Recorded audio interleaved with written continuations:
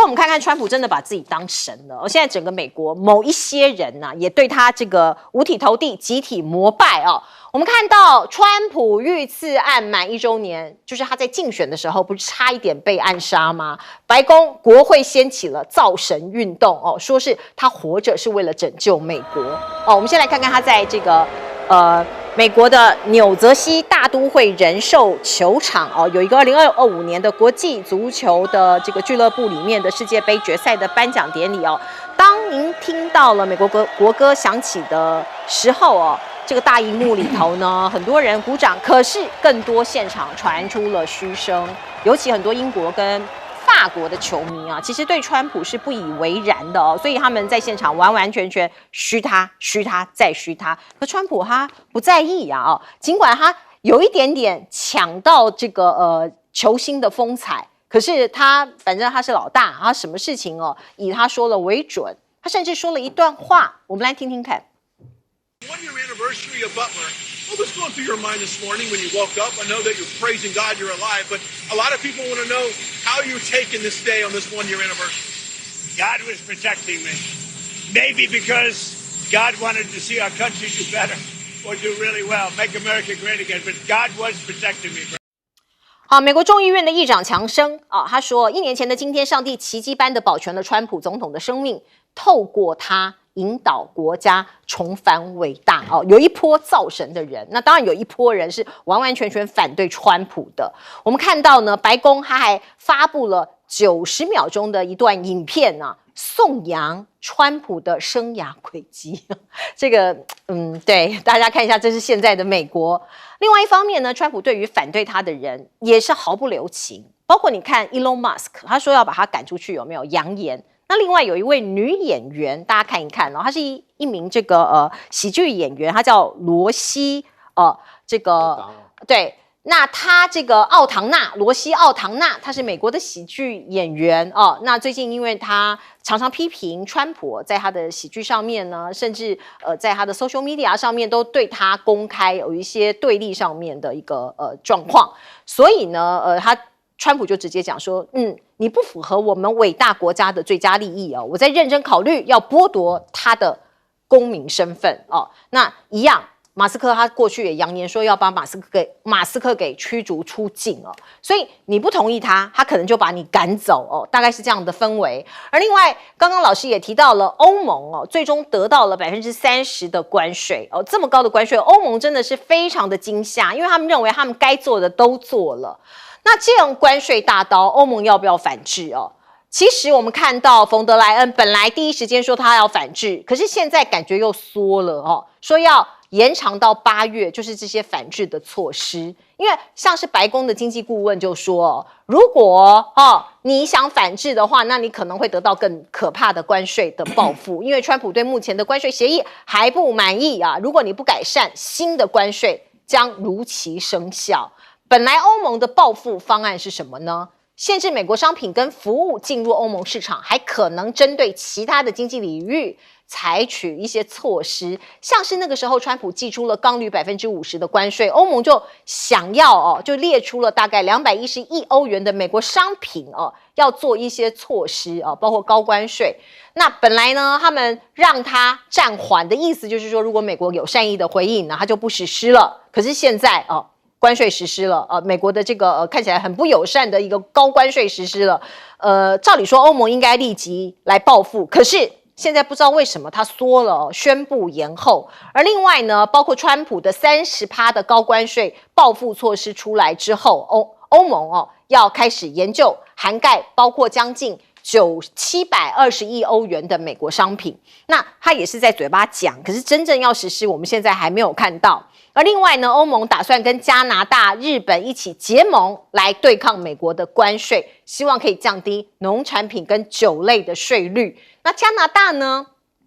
包括加拿大的卡尼，他现在继续在休假。那加拿大的音乐家马修·古德取消美国的演出以抗议川普的关税。民间有非常多人现在很讨厌川普哦，所以加拿大某种程度在民间是团结起来反对美国的哟哦。有一个民调显示，59%的加拿大人已经把美国视为对国家最大的威胁。过去是兄弟之邦，现在是最大的威胁。像是 T 恤上面印上反美的口号啊，哦，各式各样的一些旗帜啊，或商店里面卖的商品哦，都有一些反美的色彩。而另外我们看到呢，包括墨西哥这个国家也一样哦，他们被寄出30%的高关税。墨西哥的总统他就说，我们绝对不会谈判出任何有悖于墨西哥人民的事情，因为 Deadline 是8月1号，所以可能还有挽回的一些可能性哦。我们来看看实际的例子，因为川普的关税啊实施之后哦，其实美国人自己一般的民众也得到很大的这个伤害。像是一名男子哦，这是根据媒体的报道，一名男子哦，今年6月透过网购的平台哦，他从墨西哥买了一张桌子，结果夯不啷当，他要付出台币3万5哦，这个是一般民众哦，可能未来慢慢都会感知到的一些伤害。来，请教亮哥。我觉得欧盟只要冯德莱恩当家，那永远不会有独立自主的反应啊。比如说欧洲议会的贸易的代表，他就认为应该是今天立即进行反制，结果呢，冯德莱恩说8月再谈啊。事实上，按照规定就是今天立即反制。那冯德莱恩就是亲美的嘛，她老公在史丹佛医学院啊，她7个小孩都住在美国。那你欧盟让这种人在当执委会主席，你等于派了一个卧底的人在欧洲嘛，所以你怎么弄啊？而且欧洲本来就是分裂的，比如说北欧国家、波罗的海国家、波兰，甚至现在连德国总理都不讲话。那马克龙现在又说了，也没有干嘛，所以我根本认为欧盟啊自找的啦，实际上已经很认真谈，本来大家都认为这个礼拜欧盟跟美国大概要搞定了，而且他们已经愿意承担10%的税，这个传出来消息就是如此啊。而且欧盟还取消了数位服务税作为让步，结果川普突然宣布30%，而且没有解释啊，为什么可以磕30%？逻辑是什么？明明美国的贸易代表古里尔已经跟欧盟都谈到这个程度了。欧盟数位服务税取消，愿意承担10%的对等关税，说变就变了。我觉得这个根本就是一个灾难啊！比如说巴西4月2号，它的关税是10%，川普随便他宣布50%，他也没有讲原因啊。那事后一个原因就是你不可以处理前总统，这什么逻辑啊？那美国的关税不是按照数据科学计算吗？我再讲一个不合理的啦。加拿大的关税35%，墨西哥30%，那结果对加拿大提高到35%，川普说什么原因？说你让芬太尼非法偷渡2%，墨西哥非法偷渡80%，就30%。对啊，加拿大为什么35%？你有解释吗？没有解释啊，我觉得只有一个原因嘛，就是卡尼讲话比较不客气嘛，他不爽。那墨西哥的总统就比较少讲话嘛，就这样嘛。所以我跟你讲，这个世界根本就疯了啦，乱了套了。事实上，连《纽约时报》现在都直接讲这个叫川普关税、川普协议，《纽约时报》都不说这个是美国的，就自己在玩啊，没有任何的科学计算的标准啊。就这样啊，所以我跟你讲，从他对加拿大磕35%之后，美国的股票开始跌啊，因为找不到逻辑了。还有巴西，事实上7月公布的那个东南亚那个还有一定的逻辑啊，可是越南又跳出来说，你明明跟我谈11%，结果到了川普变成20%，所以整个都乱了啊，就这样啊。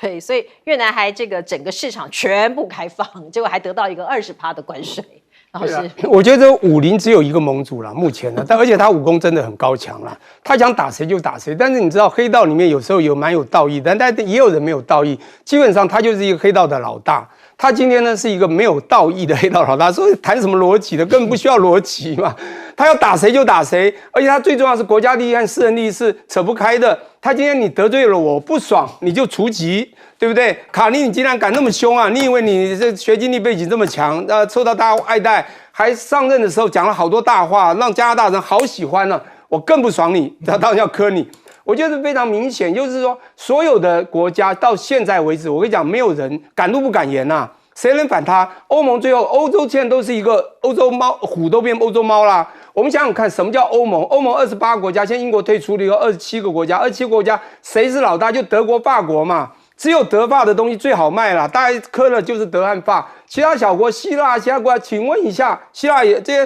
些小国，请问一下，他到底卖了美国什么东西？所以呢，最后呢，就是德国的汽车嘛，美国的皮包，美国的香水，法国西标香水，或者顶多是意大利的红酒啊，或者西班牙一些牛肉，顶多是这样子。我跟你讲哈，其实打到就几个主要的国家，欧盟这些大国很怕欧盟解散，它本来就不是一个国家，而且这时候呢，他们的思想不集中，你知道吗？他动作不一致，最后一定会很惨，最后只好接受。现在连日本都一样，最后日本在7月20号要大选，在选举之前可能不敢了，石破茂当然要很大声说，我绝对要抵抗，最后也都会接受。但我现在回来讲一下川普这个人哈，真的7月13号去回想一下去年这个时候啊，能够在一枪打过他耳朵之后，能够站起来 fight。我跟你讲拜登不敢，拜登因为躲到人群中被人家保护走，所以这样一个 fight 的精神，的确是一个 event， 叫事件。这个事件你不写书也不行，100年后人家看到这总统的相片那一张，上面那张就是大家的英雄相片。说实在的，但他必须成功，他不成功没有 MAGA 他就完蛋了。所以这时候他部分叫造成，部分也只能这样说。当有一个人只要稍微不反他的人，他有这样的动作，你最少认为他像个英雄，还是蛮勇敢的啦。坦白说，不过我现在讲，还有人说他现在得诺贝尔奖 prize， 说你该去弄和平奖，但这个到底值不值得，合不合格，这个我觉得大家就要考虑了哈。那当我最后要讲说，欧盟现在讲不好听点哈，他现在不管讲欧盟或任何国家，现在美国做的这个关税啊，的确会出一个很大的问题哦。怎么说呢？他现在关税拉高，他第一个想法钱就会多了，钱多是因为它 price 增加，请问关税增加，当大家不敢卖你东西的时候，你的 Q quantity 减少。P 乘 Q 才是你的拿出的总量的收入 revenue。请问，当你 P 关税增加了，看起来表面上如果全世界卖你的东西还是一样多，你不会亏，你甚至赚了。可是万一 Q 减少 ，P 乘 Q 比原来 PQ 少的话怎么办呢？你就是更损失，你的经济更不活络，而且本土会因为成本输入的通膨变高，然后输入的这个成本变高，就产生通膨。这输入性通膨让美国的经济会衰竭，而且还有一个很重要，就是美国人因为东西会慢慢短缺，而产生消费者信心大减少。这时候会出现美国在半年、1年后的经济会有一个回力球打得更惨。所以当他伤害到全世界的时候，当然他也伤害到自己。现在就是被他伤害这些小弟呢，伤得很痛。他自己将来会慢慢被打得更痛。还有一个最重要就是，当其他国家结盟的时候，就会像4月初的《经济学人》第1版的那个很清楚。川普自己在挖一个洞，把自己美国挖下去了。未来的世界会是一个没有美国的自由贸易世界。来，严老师，我想第一个，这个川普对这个 Rosie O'Connell 的这个看法啊，确实是他们是有这个叫做什么旧仇新恨啊。他们这个互相在纽约这个地方，这个在这个娱乐圈批判对方。大概也有20年了以上了而且他也不满意这个 Rosie 是一个我们讲说是一个同性恋者，是一个民主党的。然后，问题是 Rosie 在他这个跟川普搞不好，对川普不满意之前，他已经想说，我爸爸是爱尔兰人，我现在要去恢复我爱尔兰籍。那川普说，那如果你想，我就把你送回去。可是对不起，不管怎么样，除非他今天拿到了。你可以说你们不能同时有国籍要舍一个，否则在那个之前，对，你是没有办法把一个身在美国的，他已经爽到一个地步。过去说，你不是在美国出生的，把你赶走。现在我在美国出生的然后呢，你是不是非法移民生的也不行然后现在是合法的移民生，这个 Rosie 他爸爸也是移民很早的但是我的意思就应该是合法的。那这种情况之下，你也要改，那变成是我们常常在讲说，这个当年这个建筑课书里头讲的嘛，泰山不让土壤，才能够就其高。川普好像现在不仅是把美国人赶出去，他把过去美国的盟邦都要赶走。他这样子会变成第一大国吗？我觉得聂教授刚刚讲，你到最后以后大家就没有你了。因为你根本就排挤所有不跟你同一个这个好像国度，特别是我觉得川普毛病在这里，他要大家把他捧到天，有一个人没有捧他，他都没有反对他哦，他就已经很不爽了。就为什么大家都捧我，你为什么不捧我？我觉得这个就是一个最偏听的一种状况，就是你听惯了，你看那个他的那个国土安全部长，哎，到了 New Hampshire 还要故意去走一趟，哎，这个是51州，这是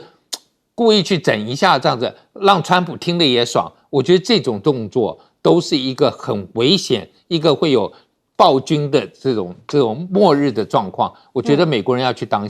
应该要担忧了。对，这个川普的这个行为作风的的确确颠覆了我们过去对美国领导人的一个想象。不过现在我们来关心未来的战场是变成这样吗？好像电影的场景一样哦。我们来看看，这是来自于西班牙阿贝塞报的报道说在这个战争上面，应该是俄乌战争俄军的作战人员第一次在没有人类步兵直接干预的情况下被俘虏。甚至押送俘虏的人也是无人系统，就通通都是由无人机无人的战车，还有无人的这个各种的指挥系统，把人给俘虏，把人给这个某种部队给击垮的所以这个看起来就是电影里头才会出现的情节，现在已经真真实实在我们的现实社会上面、现实的地球上面上演了这也是第一次成功凭借着无人机跟自杀式地面作战平台，迫使俄军士兵向无人装备投降这是来自于乌克兰第3独立突击旅他们的宣布所以看起来是真的。而另外呢，这个武器还是源源不绝要送到前线去。我讲的是乌克兰的战场。川普就说，美国现在是怎么做呢？他把武器先卖给北约，然后你北约再提供给乌克兰。好，那某种程度就是要北约来负担军费嘛。可是包括乌克兰想要的 F-35现在还是没有那川普是说还没有决定要向乌克兰运送多少套爱国者防空系统他会先去跟北约的秘书长谈一谈再说。而另外我们看到呢，现在俄罗斯的军方军人到底有多少伤亡？我们看到是来自于美国的国务卿卢比欧的爆料，他说今年光是今年，其实现在才7月，俄军的阵亡已经有10万人了。专家说大部分是来自于无人机其中有70%是这样。那我们看到呢，现在俄罗斯跟中国大陆背靠背关系看起来越来越紧密。这是王毅跟俄罗斯的外长拉夫罗夫见面，他们重点是要筹备下一个阶段的高层交往讲的就是2个国家的领导人。我们看到的是普京，他将在8月31号到9月3号之间再一次的访问中国。那期间他会出席上合组织峰会，以及在北京举行的抗战胜利大阅兵所以可以想见，在天安门广场上面，这2个国家领导人会站在那边一起阅兵。而另外我们看到最近伊朗又有动作了，他精准的打击了美军的基地这是来自于外电的报道，伊朗的飞弹摧毁了卡达在的美军基地这是美军基地在卡达我们可以看到，导播让我们看一下一个圆形的一个建筑本来在6月23号还是很完好的，可是2天之后的6月25号已经完全消失了。这个是一个美方的安全跟通讯装备的一个雷达天线罩的一个建筑一个圆形的建筑原来是做一个天线还有雷达相关的一个通讯的一个建筑。我们看到美国国防部也证实伊朗的确把他们的这一栋建筑物给毁损了。而另外我们看到呢，伊朗还升级了军事力量，想要击溃以色列，所以呢，他去年其实就宣布把国防预算增加到200%所以明年的军事支出会达到460亿美元国会议员也全部通过了。而另外我们看到呢，伊朗现在呢能够得到的武器大概可能都是从中国来的哦。伊朗获得中国的红旗 9B 哦，这是一套所谓的防空导弹系统哦。那这个是有人爆料的哦，说是这个交易哦是用石油换武器哦，不过真实性现在北京并没有证实。不过中国大陆有一些媒体哦，希望北京当局或者是这个执政者要小心哦，因为如果他全面接受中国的防空导弹哦，那就是向美国暗示哦。或者是向以色列暗示自己获得了中国的安全承诺，某种程度，中国大陆也会被卷进这一场中东的争端里头。来，请教亮哥。那个俄乌战争，因为北约刚通过那个国防预算要增加到3.5嘛，3.5加1.5啊。那个3.5，他有特别讲，如果是交给乌克兰的军备都算，所以这个最积极的应该就是德国跟波兰所以川普表示要恢复军援乌克兰。就是透过欧洲交给他们，大概是这样。那不清楚美国出多少钱呢？不知道啊。那因为我觉得欧洲人也私心很重啊，就是与其让俄罗斯直接对欧洲有威胁，那不如去让乌克兰帮我们挡着吧。所以他们愿意给武器了，可是北约不愿意介入。目前就是这样。所以这大概就意味着。俄乌战争可能还要再打一阵子可是乌克兰也是死很多人说实在了这个就是你这个战争就没完没了嘛，没有办法结束了那至于伊朗坦白讲，伊朗会打卡达美军基地，这个事情真的有点怪就他到底要干什么？对啊，因为事实上你打美军基地，那如果美军跟以色列不松手，那真的会导致神权政权整个垮掉我真的不知道他做这个动作逻辑何在，而且事实上他是打了6到14枚的导弹，那只有1枚没有被拦下来，那就打到这个圆球的通讯装置所以你也没怎么得分川普就直接笑他说非常软弱的攻击我就不知道这样能干嘛了这个那至于伊朗伊朗真的也很奇怪，因为我最近就在注意这个新闻，就是伊朗的官方新闻叫 Iran News， 他连续登了2则新闻，第一则是我们已经拿到了歼10C，感谢中国，他真的这样写China Thank you 然后后来又隔了2天又登了1则，我们已经拿到了红旗9防空导弹 ，Thank you China， 就 Iran News， 你可以去查。可是中国有承认吗？中国不承认，问题在这里，而且人家去问中国的国防部，国防部不承认，说没有这件事。他想把中国卷进去吧？我就很奇怪了，就是然后中国说我们并没有这样的安排。那事实上前一阵子有传出这个新闻，伊朗说要用石油交易嘛，对，中国拒绝，对，因为伊朗是一个不是很有信用的国家，所以中国要求拿现金，所以那个时候看到的新闻是就停住了，那结果接下来就轮到伊朗新闻2次一次说我们已经拿到歼10C，一次说拿到了红旗9B，其实如果政治是这样搞，那真的是蛮可怕的。对，所以伊朗到底有什么盘算呢？我们先进一下广告。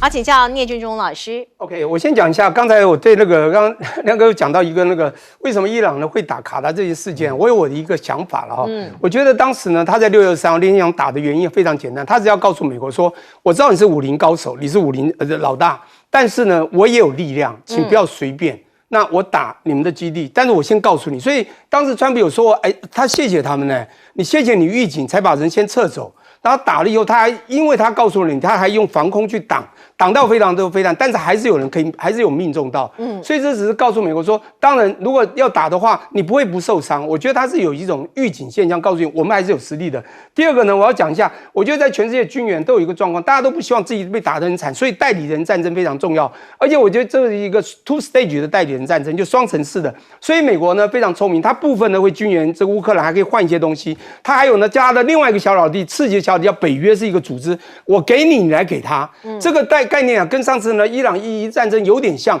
就是你有传闻到，所以巴基斯坦啊。好像以前18也打过仗，但巴基斯坦愿意好像说要把坚持支援一下伊朗，这个是什么？也有中国在后面的影子，也是说 two stage， 但中国自己不敢直接，我觉得为什么呢？因为这个武林老大还真的就是美国。那当然你现在实力也很强，可你真的然后对方真的是你自己，那最近经济也受伤很惨，但他们现在当奉陪到底。我现在还要讲最后一个呢，就是说。的确，这些世界呢，现在的一流的导弹，你就要知道，有人报道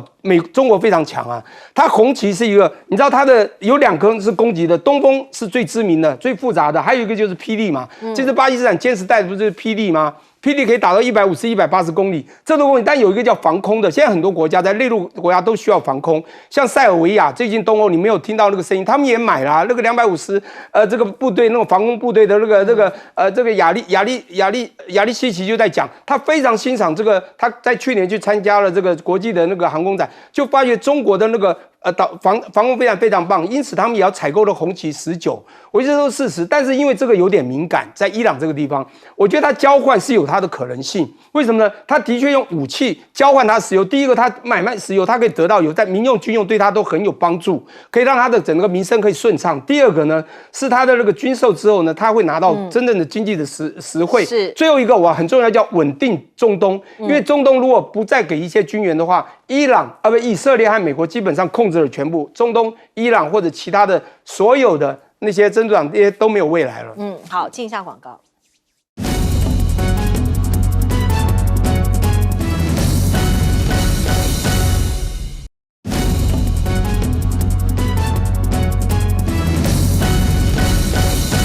好，我们最后时间交给严老师。我们看王毅啊，跟这个拉夫洛夫他们在马来西亚才建国嘛，那为什么又跑到北京去？我觉得因为拉夫洛夫后来完了之后，他去了一趟北韩啊，然后完了以后，应该有点新的东西可以讨论。但最主要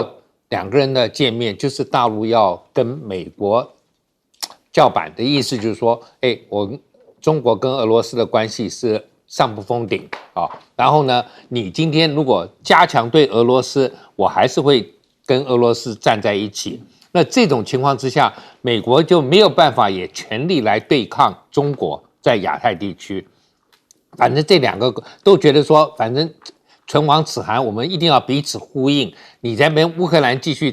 牵住美国，我在这边也是用台湾的议题也是牵住美国，让美国没办法一次，就是说如果乌克兰战争结束，对中国其实就美国可以用全力来对抗中国。但是如果乌克兰战争没有结束，中国这边，那如果今天中国跟美国和好了，关税也解决了，然后呢，俄罗斯变成我觉得我孤立了，所以中国大概也会答应他，就是说我不会跟美国走得太近。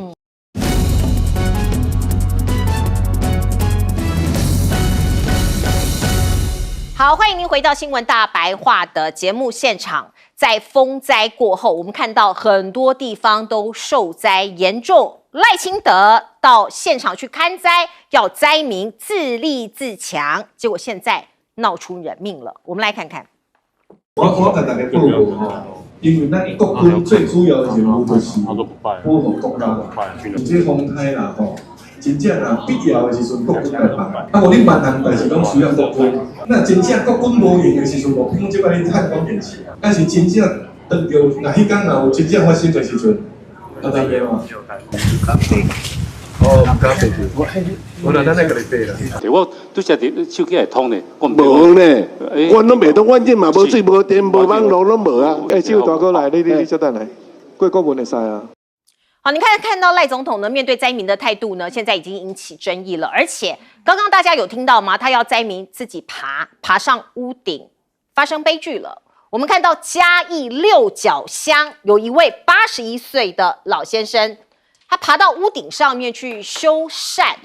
结果很不幸的哦，他跌下来了，然后现在已经不幸的往生了哦，不慎跌倒意外身亡。所以观众朋友，如果你家里面哦有老先生老太太，还是不要让他们自己去做这样的危险动作，不要听总统的话，什么爬到屋顶上摔下来，你看发生悲剧了啦，哈。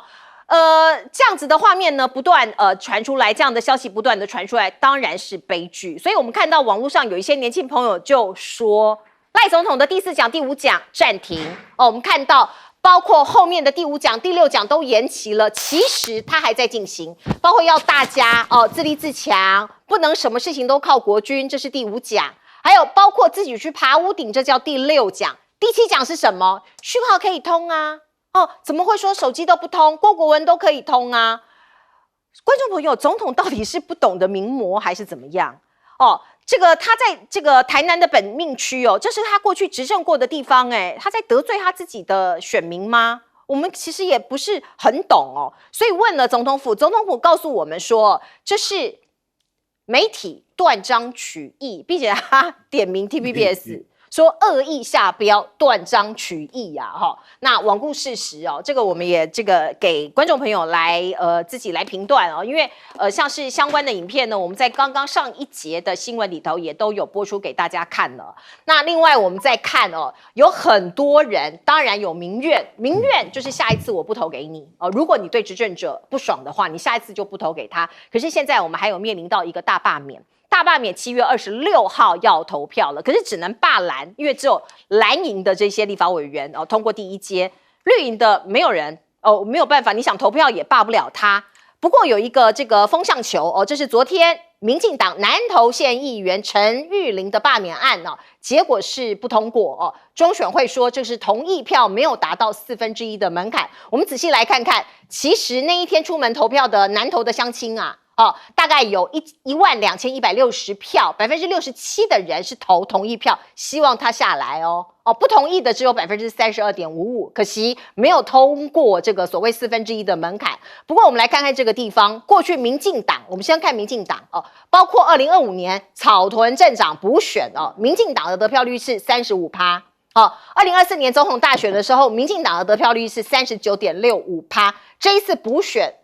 降下来了。大家还是可以从这边来观察，只有32%，只有32%所以民意还是某种程度可以反映到这一次的所谓的罢免的投票里头。我们再来看看灾民啊，真的是要哭没有眼泪。政府叫你自立自强啊，所以你可以看到网络上有一些人真的自立自强去驰援这些灾民，像是这一位朋友，他就在网络上面说。这个小朋友是我弟弟，他14岁，跟我去救灾，整车的矿泉水都是他搬的，真的超给力。这段话哪里有问题？看起来没有问题嘛。小弟弟很厉害，对，给力。好，我们看到网络上有人说，不要再用给力了，给力是对岸的用语，不是应该为这位小弟弟拍拍手吗？怎么会去挑这个给力这个语病呢？说是支语这样。那另外呢，我们看到呢，另外一位朋友说，我朋友嘉义有难，停电停了6天，在脆上面帮忙分享灾情，就是希望大家来帮帮忙，结果被网暴被出征所以他觉得很感慨啊，这个社会现在怎么变成这样也有朋友传出来像是这样子嘉义的朋友传的，家里面一片荒芜啊，很糟糕，满目疮痍啊被这个风刮得稀巴烂。结果被检举被人去检举说你贴出的影片或照片明显涉及散布不实讯息。你现在如果说台南哪里不 OK， 嘉义哪里不 OK， 贴出某种照片，他说这是假消息，不可以再散布了已经变这样了那我们再来看看，包括沈伯洋也批评现在普发1万块的这个立法院3读通过的这一条法案是共产党的招这是瘫痪政府沈伯洋是这样讲，他说普发现金是瘫痪政府的第3招，共产党的招，先穷台再统一可是过去呢，一模模一样样的事情民进党的立法委员好多贴图呢，经济红利与民共享，拜托这个普发现金1万支持普发现金1万，通通都是民进党的立法委员啊，英系的立委像是庄瑞雄啊、苏治芬、陈明文、蔡易余都有发呢，而且其实没有多久之前发的，所以为什么他们也中了共产党的招吗？大家觉得该不该这个发1万块？很多电视台都在做民调，包括我们看到有台台湾的眼睛，民视也做了这样的民调。可是我们看一下民调的结果是怎样，69%的民视的观众认为应该要发，只有31%，大概30%的人觉得不应该发。所以民视的观众朋友也是这样觉得有钱给你谁不要那我们再来看看，包括对等关税，现在台湾还不知道到底几%，因为川普还没有对台湾的结果揭牌嘛。那黑熊学院现在募资要已经登上华盛顿时报3天的全版广告我是不知道多少钱呐他是说希望国际支持台湾守护民主。于是呢，很多我们看到网络上很多青鸟啊都在说，为什么川普对我们台湾的关税迟迟不宣布？那是因为川普怕影响到我们大罢免，所以要在大罢免之后才宣布啦。你看这个是不是对照了柯建铭？柯建铭之前就讲啦，罢免是和川普合作的呢。所以我们看到这个叫做这个美国总统川普跟台湾的大罢免，跟台派一起合作要歼灭所谓跟中国大陆合作的这些蓝白委员大概是这样子的一个套路。来，亮哥怎么看？希望柯建铭继续努力，每天讲话这个赖清德真的到现场讲的话真的很怪啦，因为他当过市长，对呀，国军，而且他也知道会留在乡下，大部分都是老人嘛，所以国军救灾，像今天内政部不就立刻征集了1350个替代役去做协助，这个历来都有，而且我们的国防部组织法第2条第9项，协助灾害防救的规划及执行，这是国防部的业务然后赖清德在那边讲说如果国军没空怎么办？拍谁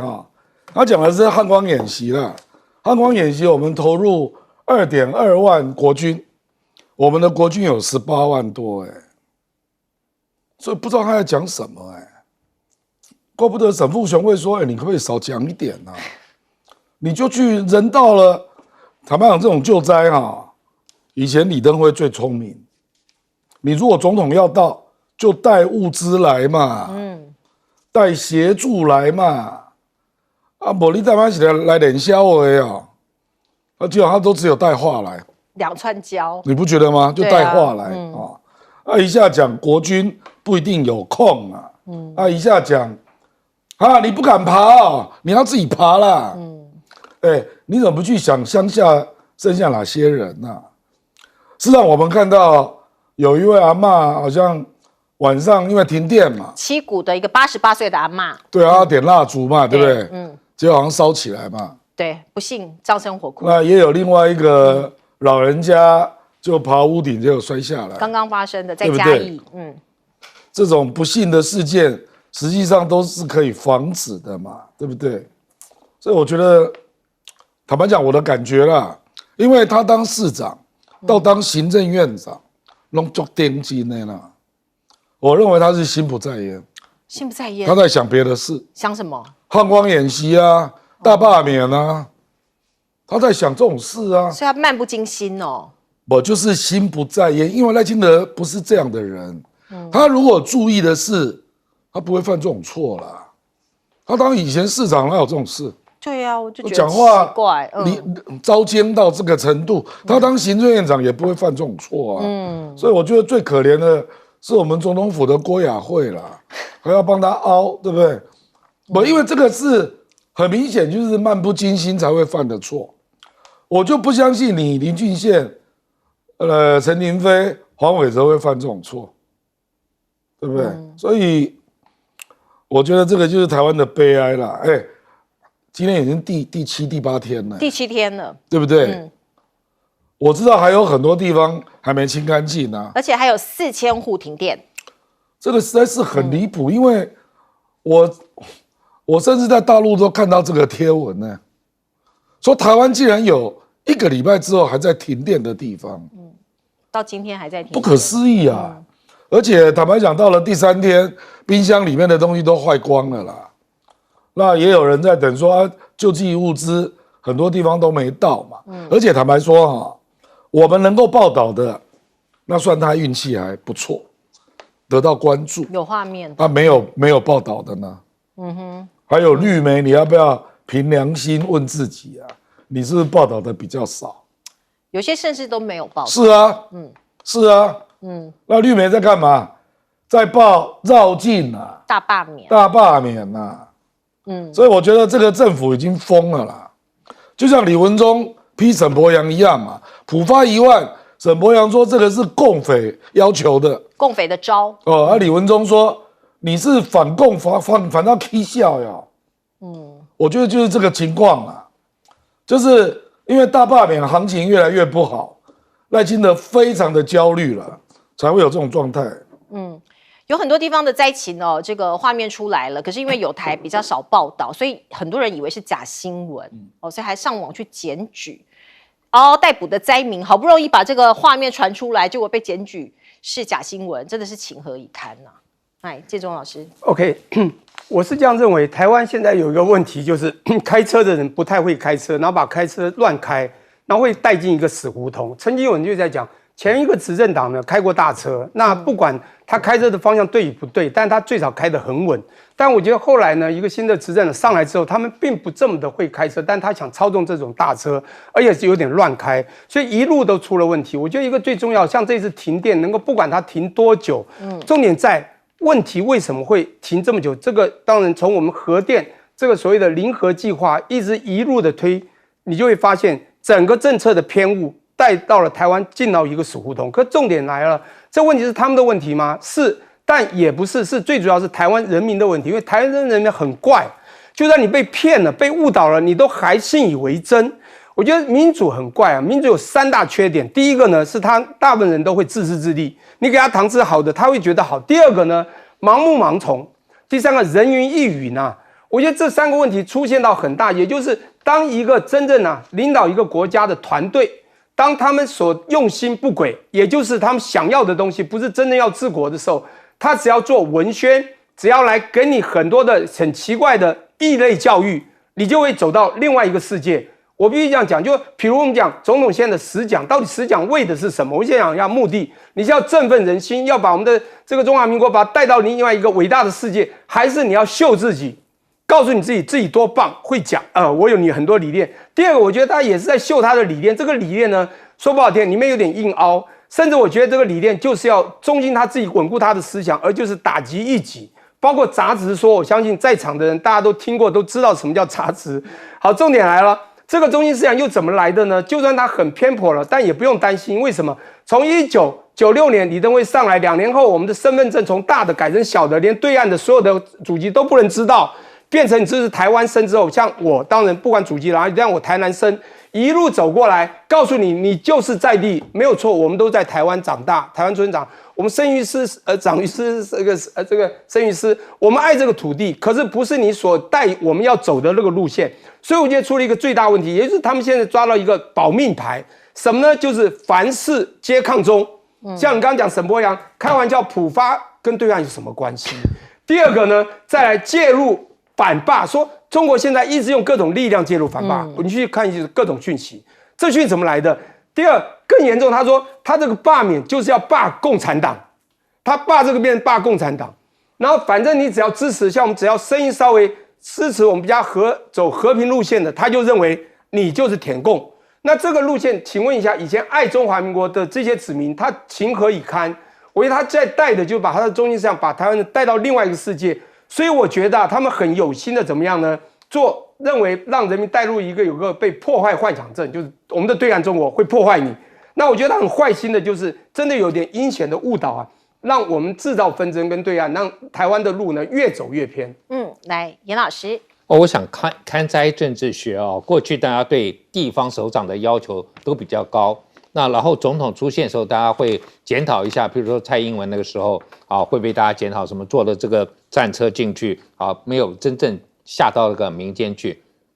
那这个时候我们没事批评的对岸，大家又想到说，哎，温家宝很厉害哦，到了灾区，然后就说来晚了，大家说哇，影帝演得真好。哎，我也希望我们台湾的领导人稍微演一下吧，你稍微演一下，掉个眼泪也好。虽然说可能不晓得是不是真的，但是你至少去关心问候一下说很辛苦了，大家共同我们政府也希望相信这个市长啊，各个立法委员，因为或者中央政府会尽量找到该有的物资，全力来抢救。我觉得这种话讲有这么难吗？我觉得这个就是，如果你今天没有心。确实真的是可能刚刚亮哥讲的，好像这个心不在焉，因为你任何的一个行政首长，这种我们叫做 lip service 吧，这种就是这个一般可以讲的话，大概都会讲一下。虽然有人会怀疑他的真心，但是至少你要讲一下。那我也觉得说，看了这个沈伯洋讲的这个普发的这个现金我一直在想说，大陆什么时候有普发过？给他们人民但我们是从哪里学来的就是这个真的很奇怪，而且过去这个你们也是民进党也是这个主张，蔡英文发过对啊，那另外还有一个你不是你们最喜欢跟川普走在一起吗？川普就是觉得说钱在政府手上最糟糕，还钱于民，所以他减税嘛，对不对？他认为说今天人民做的决定比政府做的更有智慧在使用金钱上面，所以我现在也是这样的情形，我也认为说，哇，我这个钱如果交给政府，我也不知道它浪费到哪里去了，是不是又去登了华盛顿？对不起不是邮报是时报的广告。华盛顿时报，华盛顿时报，那差很多，所以你要登，要勇敢就去登华盛顿邮报，不要登这么小报好吗？不要登这样子那种立场比较偏激的。登一个主流的报纸好吗？对，不要何必登一个这个华盛顿时报，去登华盛顿邮报，去登纽约时报比较更好一些然后我觉得今天这个柯建铭带这个他的这些绿营的这些网军也好，他们还在觉得说他们在跟川普相互支援欧盟之前也以为川普只有10% 的关税，他还讲完说我的关税不会再超过20了，就回头就打脸欧盟给了个30，打脸墨西哥给了个30，所以你觉得我们今天真的会以为说，就像他前面讲的一句话，川普每天都推翻他自己前面讲的话嘛，他前面说不会超过20了，对，结果来了2个30，那我现在也不觉得说我们台湾一定能够低到20以下。对，其实对于这个美国贸易顺差的10个国家，我们是10个国家之一嘛，到现在只有我们跟印度还没有被宣布，可是不知道结果会如何，大家现在越来越紧张，很多，对，所以他要看你让到最后还能够让多少，他就是把你挤到最后，看你还有榨干，再榨干榨到最后一滴为止，然后他再宣布是，然后搞不好还是有20，那你觉得说哇，我的汇率已经吃亏了，然后再加上还开放，汇率不算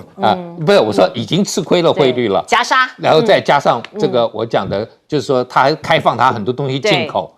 那些欧盟是因为他不开放嘛，所以给他30，那如果我们今天开放了。还有20，那我觉得我们真的吃亏了，搞不好还比20更高。现在有可能25，都很多人都在这样子的这个预测